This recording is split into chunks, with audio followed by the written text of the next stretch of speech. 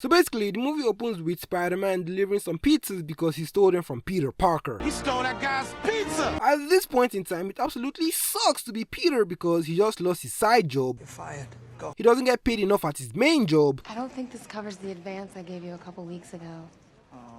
The Lizard is gonna fail him because he's always late to class because he's too busy getting fired at his main job. You're fired. Get it done, or I'm failing you. And his boss keeps slandering his good name in the news despite all the good he tries to do. Spider-Man won't let me take any more pictures. You've turned the whole city against him. A fact I'm very proud of. Masked menace terrorizes town. I told you he's not a menace. And I told you. I'll take care of it. He's too busy losing his job and failing out of school to remember his own birthday. What's the occasion? Oh, really, Peter? It's your birthday.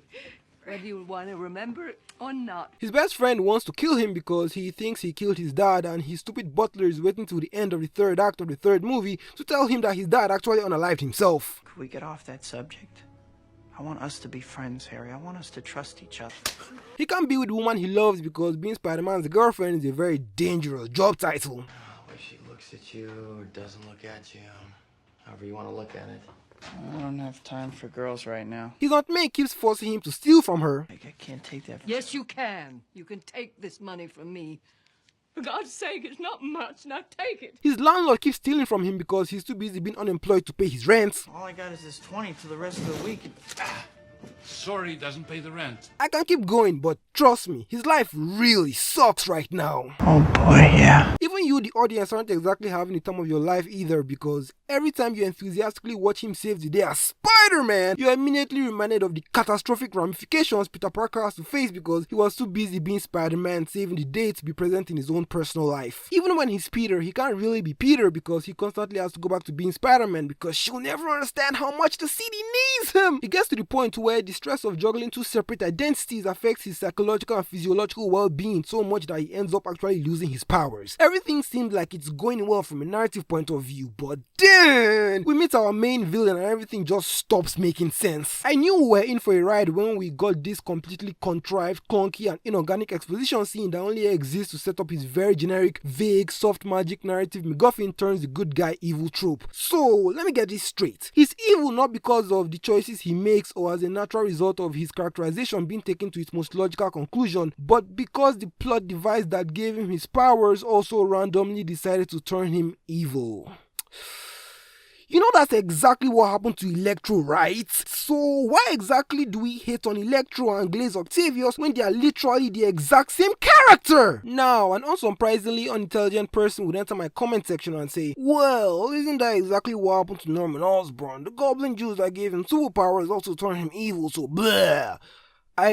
First of all, I didn't know we were still making lazy whataboutism points in the ginormous 2026, but okay, while both villain origins might indeed be predicated upon the same narrative concept, their executions is where they both become completely diametrically opposed. Number 1, the Goblin Serum gives Norman an alternate evil persona, so his real character remains untouched and is even shown to be afraid of and resistant towards his new evil roommates. Number 2, the alternate evil persona is expertly thematically tied to the protagonist of the narrative in the sense that the Goblin is made up of all the negative attributes Peter had to let go of in order to become Spider-Man. So the evil counterpart already adds way more substance to the narrative flow of the story. And finally, number 3, the Goblin and his actions are a completely natural reaction to all the bad things that happen to Norman over the course of the movie. It's kind of like if Norman straight up just listened to all his intrusive thoughts with no singular ounce of trepidation. So it's very easy to believe that the Goblin could be an alternate version of Norman from a parallel universe. The entire bank heist scene makes no sense because how did Otto Octavius go from being a helpless romantic scientist who writes his wife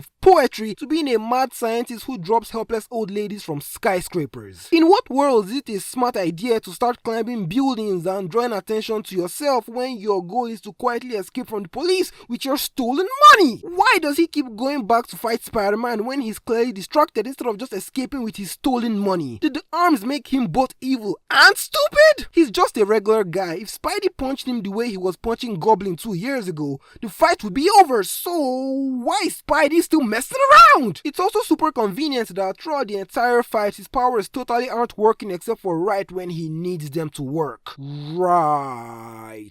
His deal with Harry to kidnap Spider-Man in exchange for more tritium makes no sense because you can just torture him until he gives you what you want. Why are you playing his games? You're not supposed to be playing these games! Attempting to murder Peter with a car when you need him to give you Spider-Man's location is kinda dumb, but okay. Basically, nothing in this entire movie with Doc Ock makes any sense. But my boy Peter finally got that girl, so all is forgiven! Go get him, Tiger. She said that thing! She said that thing! Go get him, Tiger! Spider-Man! Spider-Man!